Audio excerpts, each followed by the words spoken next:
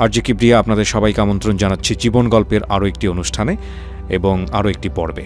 আমি কথা বাড়াবো না, শুরুতেই আমার সঙ্গে যিনি আছেন তার সঙ্গে একটু পরিচিত হব। জি, কি নাম আপনার? আমার নাম মোহাম্মদ মোজাম্মেল হোসেন। মোজাম্মেল হোসেন। জি। বয়স কত আপনার? আমার বয়স এখন 59 চলতেছে। 60 বছরের কাছাকাছি, তাই না? জি জি। ওকে, সুস্থ আছেন তো? জি আলহামদুলিল্লাহ। আলহামদুলিল্লাহ। তো মোজাম্মেল ভাই, শুরু করেন আপনি যেখান থেকে বলতে চান, যেভাবে বলতে চান, একেবারে ছোটবেলা থেকে শুনি। প্রথম থেকেই বলতে চাই। জি জি। আমরা হচ্ছে 10 ভাই বোন, তার মধ্যে 3 ভাই বোন মারা গেছে আগেই, আমরা হওয়ার আগেই মারা গেছে ওনারা। আচ্ছা। আমরা 7 ভাই বোন, আমি সবার ছোট, মানে লাস্ট আর কি। আচ্ছা। তো আমার মায়ের যে সময় আমি হই সেই সময় হয়তো আমার মা কেউ কোনোদিন কল্পনাও করতে পারেনি যে এর বাচ্চা হবে। আমার বড় বড় বোনেদের বাচ্চা, ভাগনা ভাগ্নি ভাতিজি সবাই আছে। তো হঠাৎ করে যাই হোক আমি জন্মগ্রহণ করি 1964 সালে। তারপরে 6 বছর বয়সে তারপরে 71-এ যুদ্ধ আসে। তারপরে আমি তখন একটু একটু জ্ঞান হয়, মানে বুঝতে পারি আর কি যে পালাপালি করতেছে, আমার ভাবিরা কোলে নিয়ে জঙ্গলে লুকাইতেছে, মানে এই ধরনের আর কি। পরে আমি তখন 6 বছর যখন বয়স 70-এ আমার মেজো ভাই আর কি, উনি হাসপাতালে স্বাস্থ্য বিভাগে চাকরি করতো। আচ্ছা। উনি তখন আমারে স্কুলে ভর্তি করে। তারপরে আমি ওখানে যথারীতি লেখাপড়া করি। করার পরে লেখাপড়া করতে করতে আমি আল্লাহর রহমতে প্রাইমারি স্কুল পাস করে তারপরে হাই স্কুলে ভর্তি হলাম। হাই স্কুল থেকে আর আমার ফ্যামিলি খুব ব্যাকগ্রাউন্ড খারাপ আর কি, মানে ভেরি পোর ম্যান আর কি। আমার ফাদার মাদার, আমার গ্রামের লোক যথেষ্ট হেল্প করছিল, কারণ যে ওই গ্রামে অধিকাংশ লোক, মানে 95% লোক অশিক্ষিত ছিল। তো সবাই গ্রামের চিন্তা করছিল যে এই ছেলেটা এক সময় মানুষের মতো মানুষ হবে এবং গ্রামের এটা উজ্জ্বল আশা ছিল আর কি। তো পরবর্তীতে আমার বাপ তখন করলো কি, যে আমার এসএসসি পরীক্ষার ফর্ম ফিল আপ করার মতো টাকা আমার আব্বার ছিল না আর কি। তখন আমাদের লাস্ট একটা জমি ছিল মাঠে, 10 কাঠা জমি ছিল আমার আব্বার। ওই জমিটুকু বিক্রি করে, তখন তো সস্তার সময়, তখন 1100 টাকা ফর্ম ফিল আপ। আচ্ছা। তো জমিটা বিক্রি করছিলাম মাত্র 1500 টাকায়। আচ্ছা। তো বিক্রি করার পরে ফর্ম ফিল আপ করলাম। আলহামদুলিল্লাহ ফর্ম ফিল আপ করার পরে এসএসসি পরীক্ষা দিলাম। এসএসসি পরীক্ষাতে আমি 2nd ডিভিশনে পাশ করি। আচ্ছা আচ্ছা। এটা হচ্ছে আপনার হচ্ছে 1980 সালে আর কি। জি।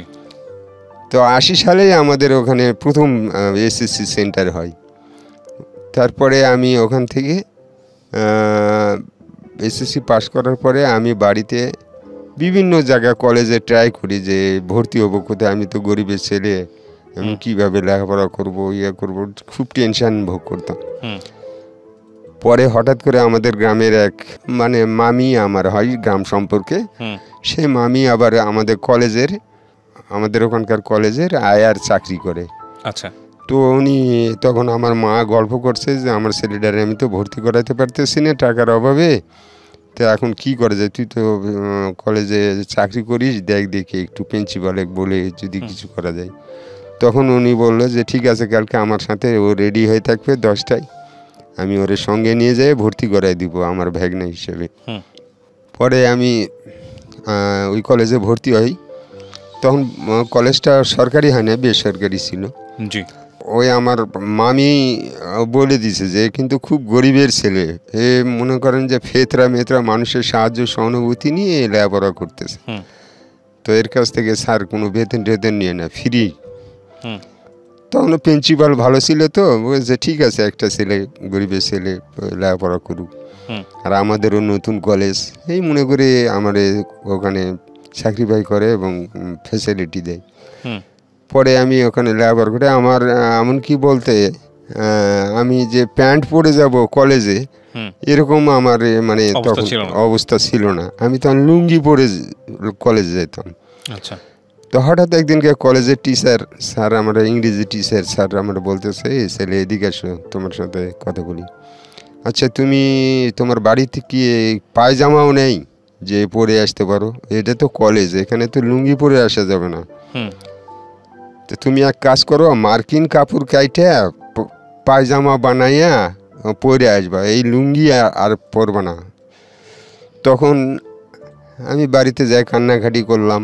আমার ভাইরা বিয়ে করে আলাদা আলাদা সব সংসার করে। আমার ফাদার মাদার তো খুবই গরিব, ওরা কোথা থেকে, তখন তো পয়সা টাকার অভাব স্যার। তখন পরে লাস্টে ওই জমি বিক্রি করে 400-500 টাকা ছিল, তখন আমি ওই আমার আম্মা ওই টাকাটা বের করে দেয়। বের করে দেওয়ার পরে ফর্ম ফিল আপ করার পরে যে 400 টাকা ছিল, ওটাতে প্যান্ট শার্ট বানালাম। বানায় আমি কলেজে যাতায়াত শুরু করলাম। কলেজে ফার্স্ট ইয়ারে মাস 5-6 যাওয়ার পরে হঠাৎ করে আমাদেরই থানার এক ইউনিয়নের ছেলে, মানে গ্রামের নাম হয়তো একটা বললাম যে পুকুরিয়া, তো ওই গ্রামের একটা ছেলে আমার সাথে আবার ফার্স্ট ইয়ারেই পড়ে, উনি হিন্দু ছেলে।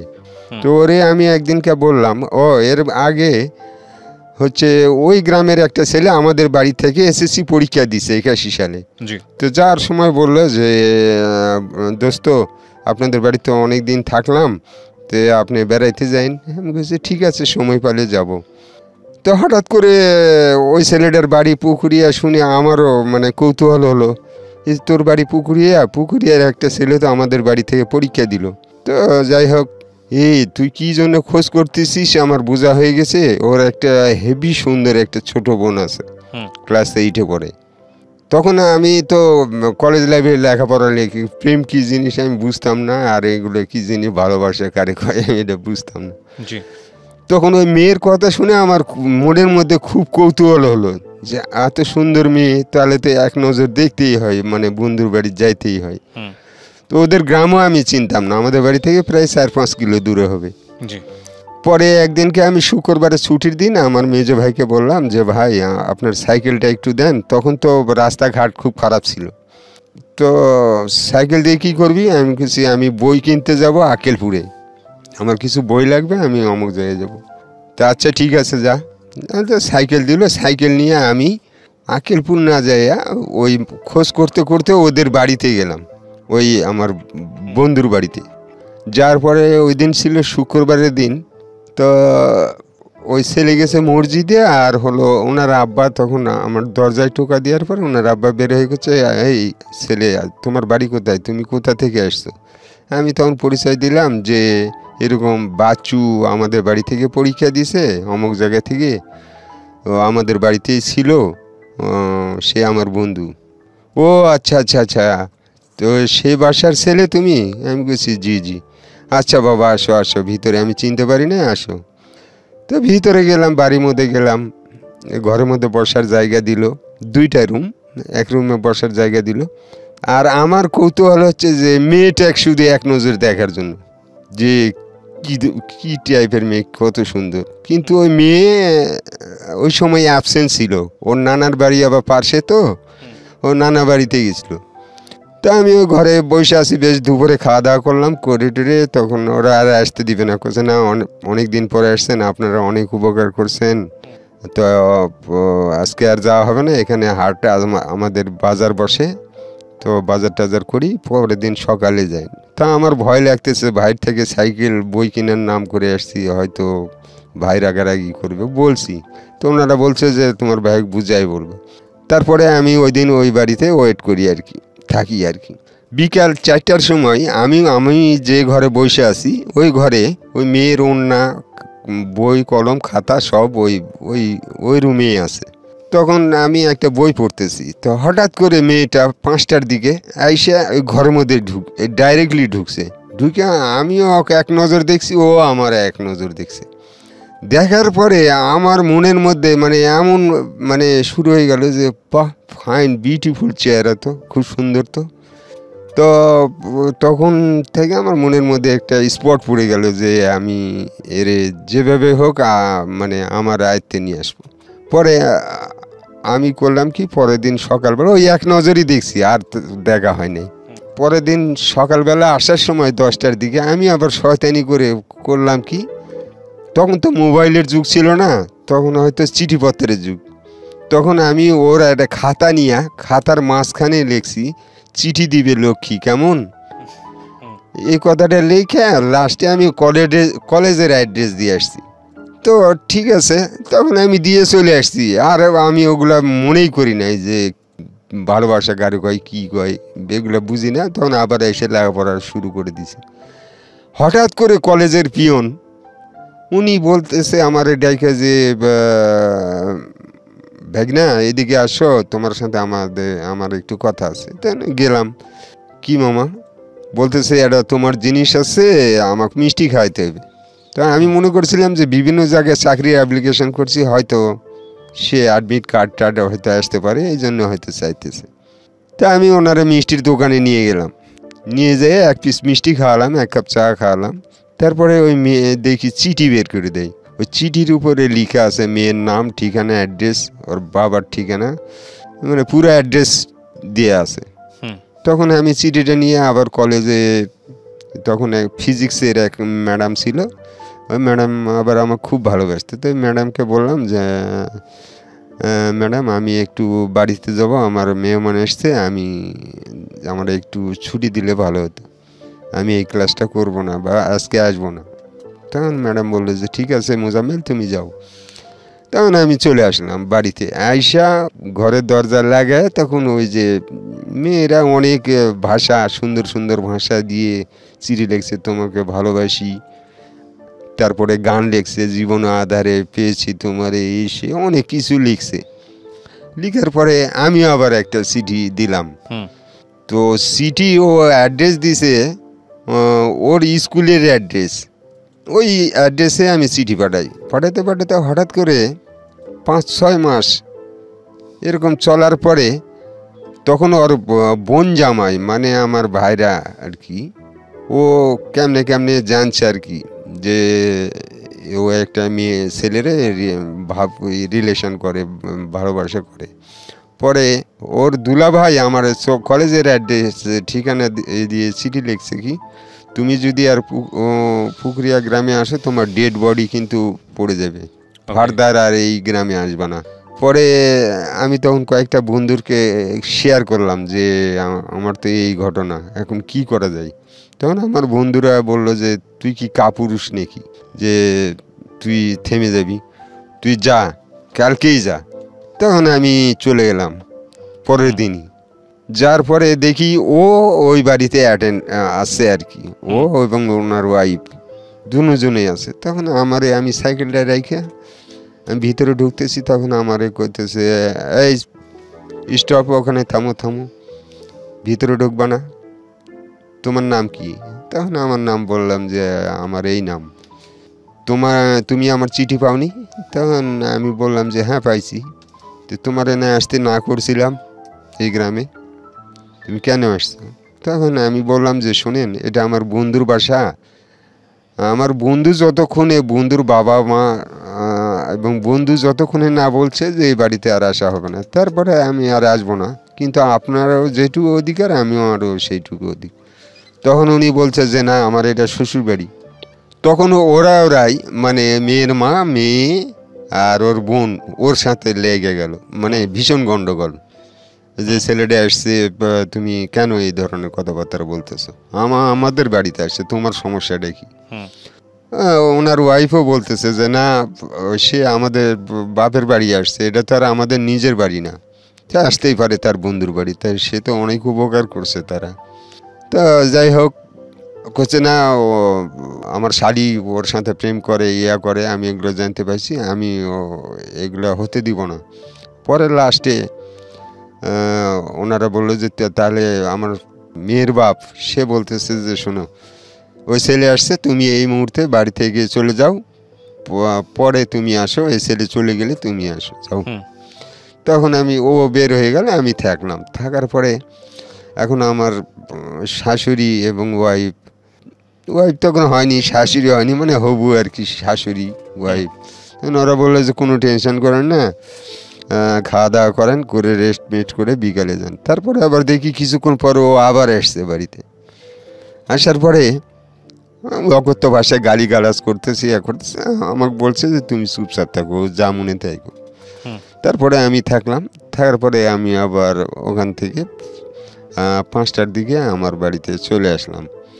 আসার পরে মেয়ের বাপ একদিন হঠাৎ করে আমাদের বাড়িতে আসছে, মানে আমার খোঁজ খবর নেওয়ার জন্য, যে আমি কি করি, কোথায় থাকি, আমাদের ফ্যামিলি কেমন, কি।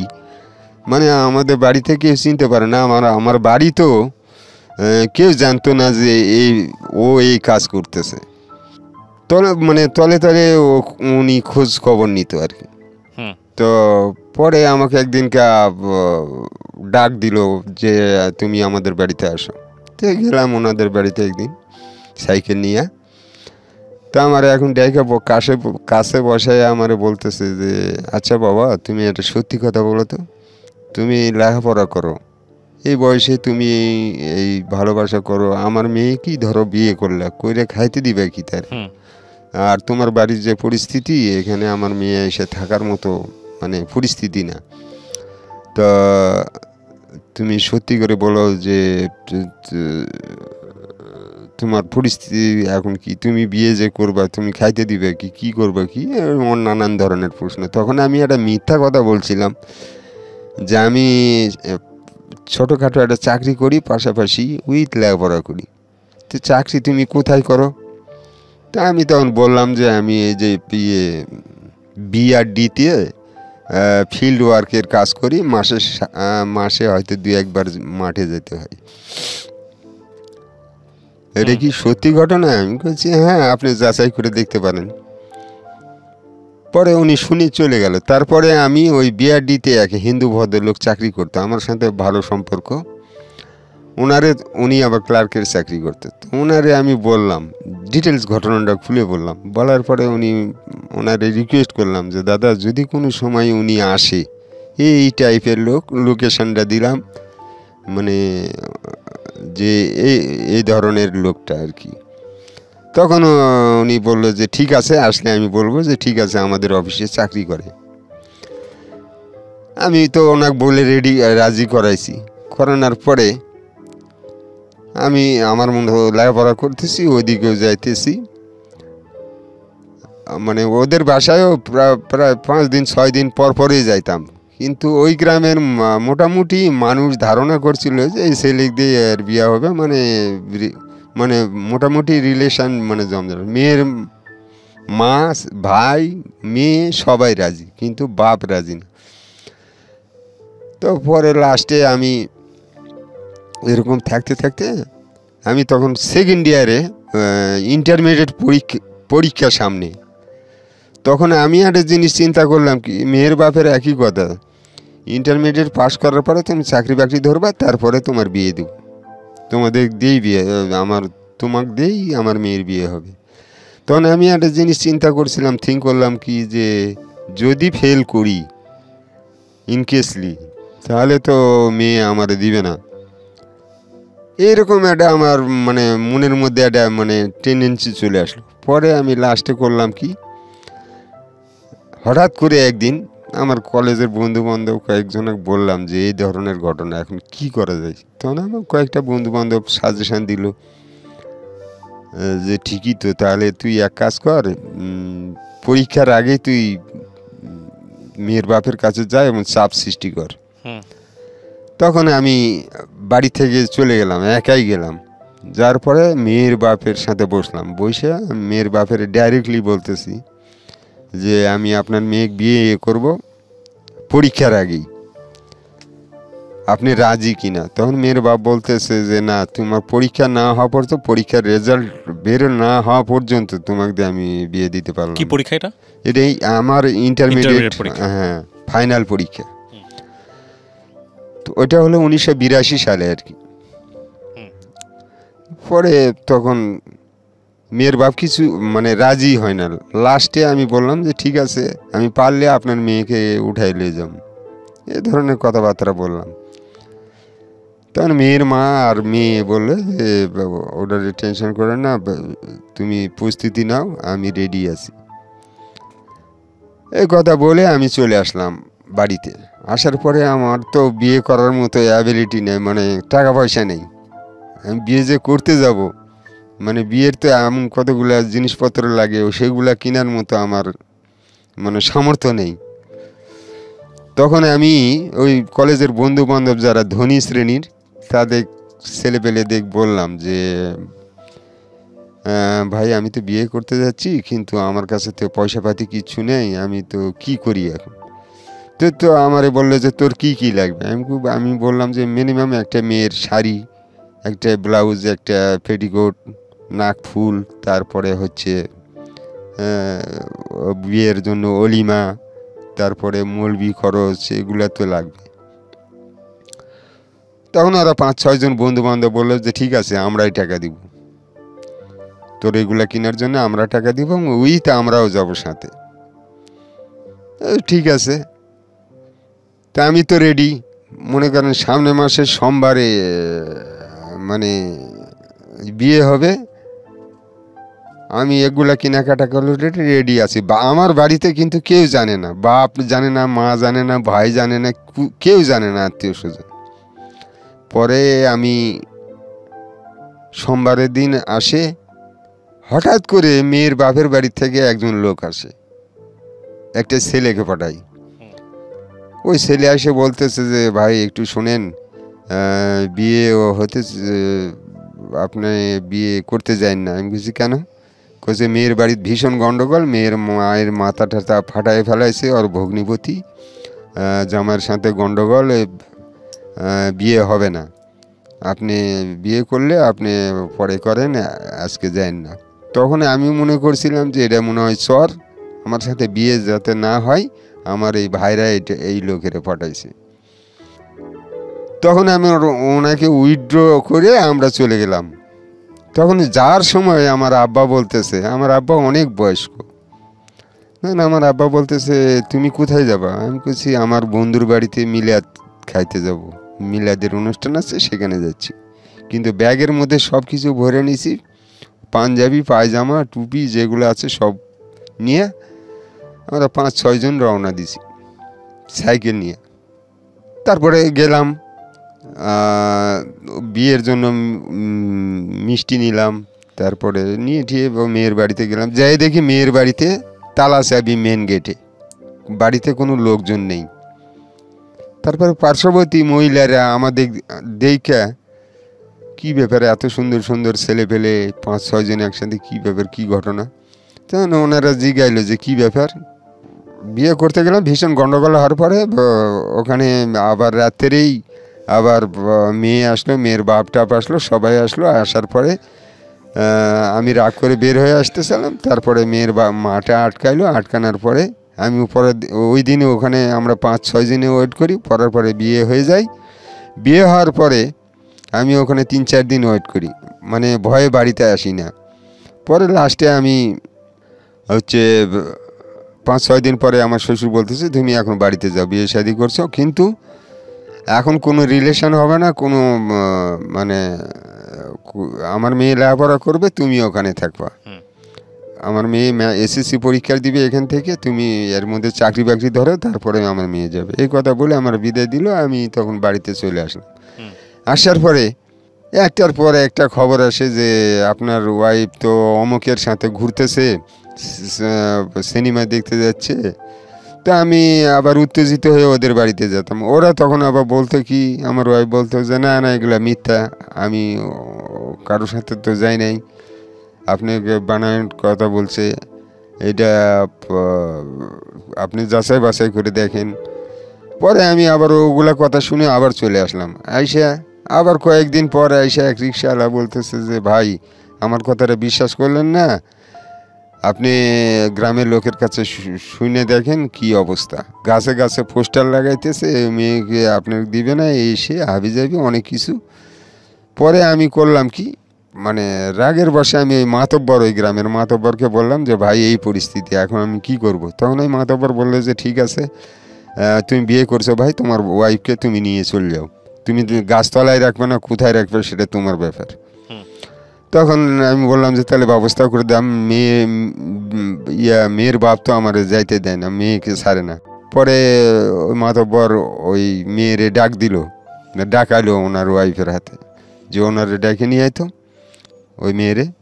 তখন ডেকে নিয়ে আসলো, নিয়ে এসে বললো যে কী ব্যাপার, তুই একটা ছেলের জীবন নিয়ে সিনিমিনি খেলাস, তুই যদি ওরে সত্যিকার ভালোবেসে থাকিস, বিয়ে করে থাকিস, তাহলে তোকে এক্ষুনি এই মুহূর্তে ওর সাথে চলে যেতে হবে।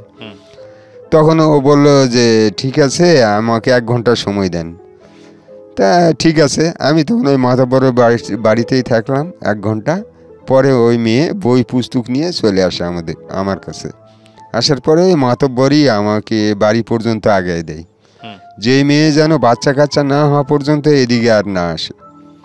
পরে আমি বাড়িতে আইনে আমার পাড়ার লোকজন সবাই দেখে খুব প্রশংসা করলো যে না, মেয়ে সুন্দর আছে, ভালো আছে, এই সেই করে আমার মা বাবা ভাই বোন সবাইকে বুঝাইলো।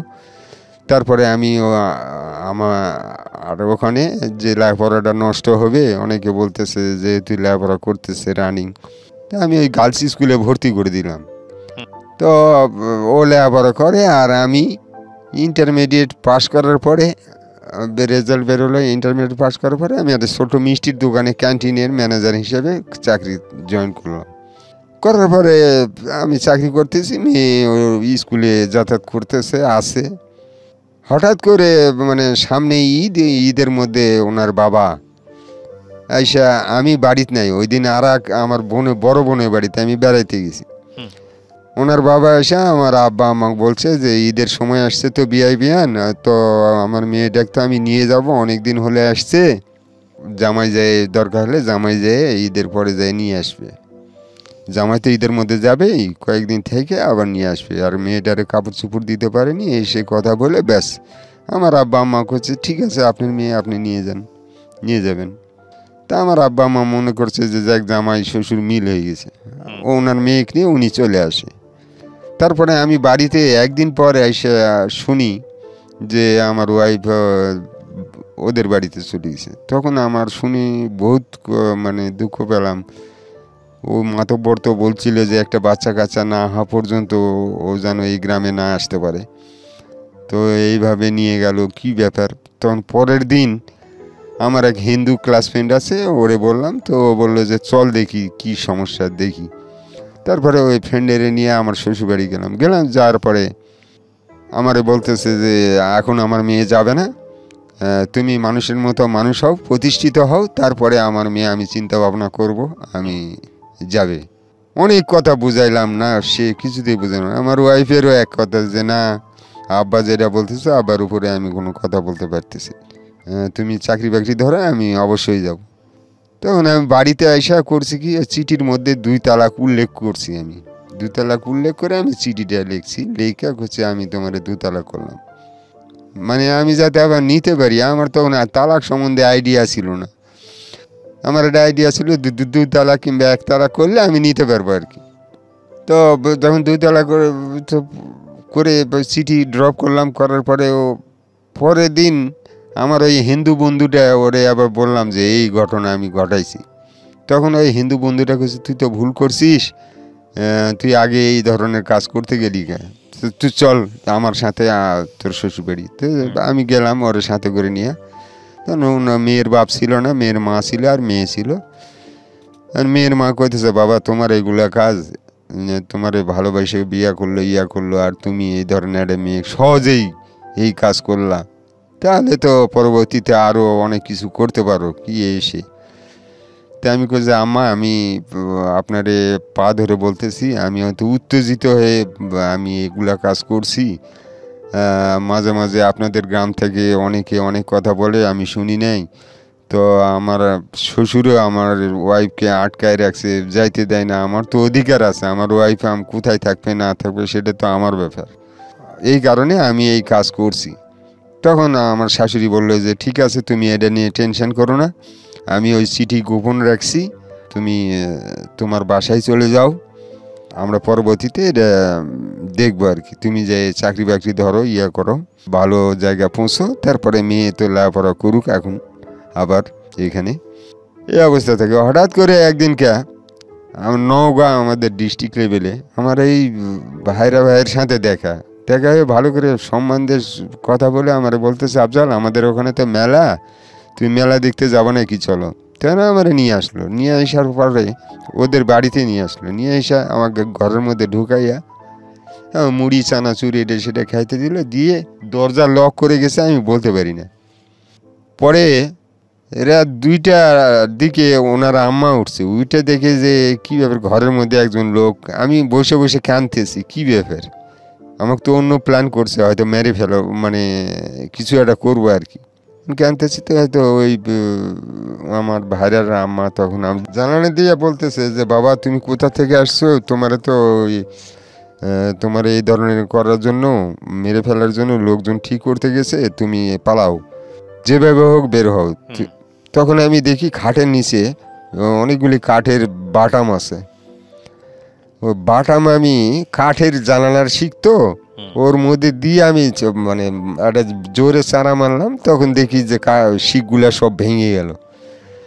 তখন আমি ওই জানালা দিয়ে লাফ দিয়ে আমি ওই পারে যাই পড়ি, কলমি লতার গাছ, ভীষণ জঙ্গল। তারপরে ওর মধ্যে থেকে বের হয়ে আমি সরাসরি আমার শ্বশুরবাড়ি আসলাম। আসার পরে বিস্তারিত বললাম, তে আমার শ্বশুর কয় কি তুমি কেন আসছো, তোমাকে তো নিষেধ করা হয়েছে, তুমি কেন আসবা। সে বলা ঠিক আছে তুমি আসছো, বেঁচে গেছো, তুমি যাও গা, বা বাড়িতে যাও, তুমি বাড়ির ছেলে বাড়িতে যাও, তুমি এই গ্রামে আর আসো না, এই গ্রামে আসবো না, আমরা পরবর্তীতে ডিসিশনলে তোমার জানাবো। পরে আমি আমার বন্ধু বান্ধব, আমার এক বন্ধু ছিল ওসির ছেলে, তারপরে টিএনওর ছেলে, তাদের বললাম যে ভাই এই পরিস্থিতি। তখন ওরা বললো চল দেখি। ওদের গ্রামে গেলাম, চেয়ারম্যান মেম্বার সহকারে মিটিং হলো। মিটিংয়ে চেয়ারম্যান বলতেছে যে তুমি ভালো ছেলে, তুমি আর মেয়ের পিছনে আসো না বাবা, তুমি লেখাপড়া করো, এর চাইতে ভালো মেয়ে পাবে, তুমি আর এই মেয়ের পিছনে ঘুরো না। তারপরে আমার চেয়ারম্যান বুঝায় সুঝায় বললো যে যত মেয়ের বাপকে আমি কেস করব, মামলা করব, অনেক কিছু করব। তখন চেয়ারম্যান বললো যে যত কিছু করুক আমি আছি, আমি সাহস দিলাম, তুমি যাও, তোমার একটুকু কিছু হবে না, তুমি যেয়ে ভালো ছেলের মতো লেখাপড়া করো, যাও, আর চাকরি বাকরি খুঁজো, এর চাইতে ভালো মেয়ে পাবে। তখন আমি ওখান থেকে রিটার্ন চলে আসি। আসার 7 দিন পরেই শুনতে পাই যে ওই মেয়ে বিয়ে করছে, ওই যে গ্রামেরই এক ছেলে, তার আবার আগের ওয়াইফ আছে, বাচ্চা আছে, সেই ছেলেকে দিয়ে বিয়ে দিছে। দেওয়ার পরে তারা সংসার করে। পরে আমি আবার 2 দিন ওদের গ্রামে গেলাম, ভুলতে পারি না। পরে ওরা ঢাকায় চলে আসছে, ঢাকায় এসে কোথায় যেন গার্মেন্টসে না কোথায় চাকরি করতেছিল। পরবর্তীতে আমি নেশার জগতে, মাদক দ্রব্য, মানে ওর কথা ভুলতে পারি না। পরে লাস্টে এক হিন্দু, উনি আবার বলতেছে যে আয় আমার সাথে। তো ওই দিন থেকে ওই নেশা টেশা খাইতাম, বাংলা টাংলা এই সে খাইতাম। আর ওই নেশা যেখানে যেখানে তৈরি হতো ওখানে থাকতাম, বিভিন্ন জায়গায়, মানে পাগলের মতো হয়ে গেলাম। লাস্টে আমাদের গ্রামের এক ইমাম সাহেব, মসজিদের ইমাম সাহেব, উনি তখন আমাদের পাশের গ্রামের, উনি তখন আমার আব্বা আম্মা ভাই বললো যে ছেলেটা তো নষ্ট হয়ে যাচ্ছে, ছেলেটাকে তো ভালো করতে হবে। তা আমার হাতে একটা মেয়ে আছে, ওরা সব শিক্ষিত ফ্যামিলি, ছেলেটাও শিক্ষিত, হয়তো ওরা একটা চাকরি বাকরি দিয়ে ছেলেটাকে একটা ভালো পর্যায়ে নিতে পারবে, তো বিয়ে করাই দেন। তা আমার আব্বা আম্মা বললো যে ঠিক আছে, আপনাদের উপর দায়িত্ব। পরবর্তীতে কি বিয়ে শাদী করছেন আপনি? হ্যাঁ, বিয়ে শাদী করছি। এই সংসারটা আপনার আছে এখনো নাকি? জি, এখনো আছে, এক ছেলে এক মেয়ে। ওকে, তো আপনার এই প্রথম স্ত্রীর সংসার কত বছরের ছিল? 1.5 বছরের মতো। আপনি গল্পটা এত জীবন পরে এসে, এত লম্বা সময় পরে এসে কেন বলতে চাইলেন রেডিওতে? আমি এত পরে বলতে চাইলাম যে আমি আগের থেকে চেষ্টা করতাম মানে বলার জন্য, কিন্তু আপনার জীবনের এত বছর পরে এসে কেন বললেন? আর আমি বলার পিছনে এই কারণ যে আমার এই গল্পটা শুনে আরও ছেলেপেলেরা, হয়তো গরিব ঘরের ছেলেপেলেরা, হয়তো লেসনাররা থাকতে পারে এই ধরনের, যে বাপ মাকে অজানায় কিংবা বাপ মায়ের অজান্তে হয়তো বিয়ে করছি কিংবা রিলেশন করছি, তারা যেন আর সাবধান হয়ে যায়, তারা যেন পরবর্তীতে এগুলা কাজেতে বিরত থাকে। এগুলা কাজ হচ্ছে অশান্তি আর দুর্ভোগানে। এই জন্য আমি লেসনারদেরকে বলতেছি, আপনারা আমার মতো এই ধরনের বোকামো কাজ যাতে না করে। অনেক ধন্যবাদ। আপনার এই প্রায় 60 বছরের পৌরত্ব জীবনে এসে আপনি আমাদের মতো ইয়াং ছেলেপেলে বা আমাদের চেয়ে অনেক জুনিয়র যারা ইয়াং আছে তাদেরকে অন্তত এই ভুল থেকে সাবধান করে গেলেন, সেজন্য ধন্যবাদ জানাচ্ছি। জি যে কোনো ইমোশনাল রিলেশনশিপই আসলে মোটা দাগে শেষ পর্যন্ত সেটার পরিণতি ভয়াবহ।